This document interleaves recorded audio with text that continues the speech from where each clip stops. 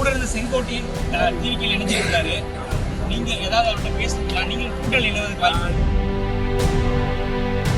ஐயா, நீங்க மீண்டும் தேசிய ஜனநாயக கூட்டணிக்கு வர இருப்பதாக ஒரு தகவல் வருது ஐயா. அமித்ஷா அவர்களுடனான சந்திப்புக்கு பிறகு அது குறித்து உங்களோட பதில்? சுபாஷ் மைக்கப் மத்திய உள்துறை அமைச்சர் மாண்புமிகு அமித்ஷா அவர்களை டெல்லியில் சந்தித்து மரியாதை நிமித்தமாக நான் சந்தித்தேன்.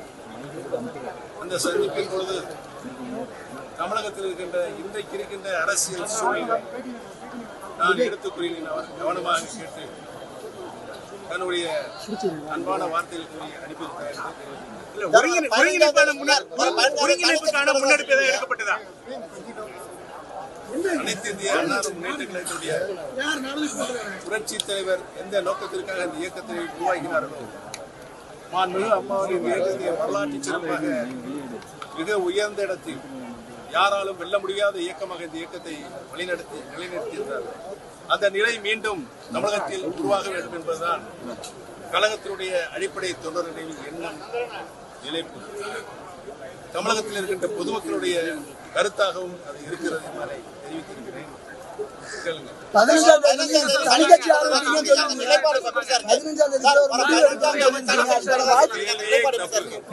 கேள்வி தப்பு. நான் எந்த சூழ்நிலையும் எப்போதும் தனிக்கட்சி ஆரம்பிப்பேன் என்று சொல்லவில்லை. நீங்கள் கேள்வி இருப்பதை தவிர்க்க வேண்டும். சார், இப்ப உங்க கூட இருந்த செங்கோட்டையன் டிவிக்கில் இணைஞ்சிருக்காரு.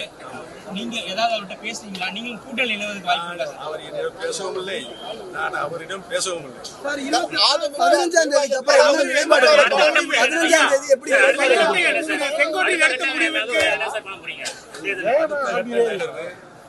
கழகத்தினுடைய தொண்டர்கள் எண்ணப்படிதான், தமிழக மக்களுடைய எண்ணப்படிதான் இருக்கு. 26ஆம் ஆண்டு சட்டப்பேரவை தேர்தலில் உங்களுடைய பார்ட்டிசிபேஷன் எப்படி இருக்கு? அவசரப்படுகிறேன், நல்ல செய்தி. அதிமுக நிர்வாகிகள் பலர் வந்து திமுக தொடர்ந்து நினைச்சுட்டே வராங்க.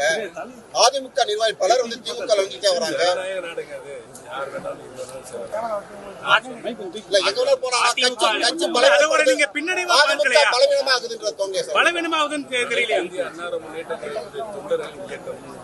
தொண்டர்களுடைய பலம் எந்த சூழலையும் எப்படியும் புரட்சி தலைவருடைய இயக்கம் பழுதுபடாது.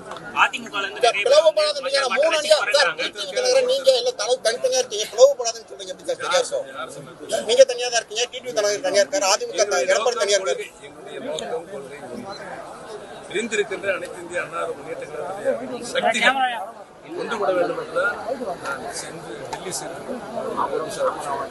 செய்திகளை உடனுக்குடன் தெரிந்து கொள்ள கீழ்கண்ட கேபிள் மற்றும் டிடிஎச் நெட்வொர்க்குகளில் எம்நாடு செய்தி தொலைக்காட்சியை காணுங்கள். பாதகம் செய்பவரை கண்டால் நாம் பயம் கொள்ளலாகாது பாப்பா. மோதி மிதித்துவிடு பாப்பா, அவர் முகத்தில் உமிழ்ந்துவிடு பாப்பா. அண்மை செய்திகளை உடனுக்குடன் தெரிந்து கொள்ள இணைந்திருங்கள் எம்நாடு தொலைக்காட்சியுடன்.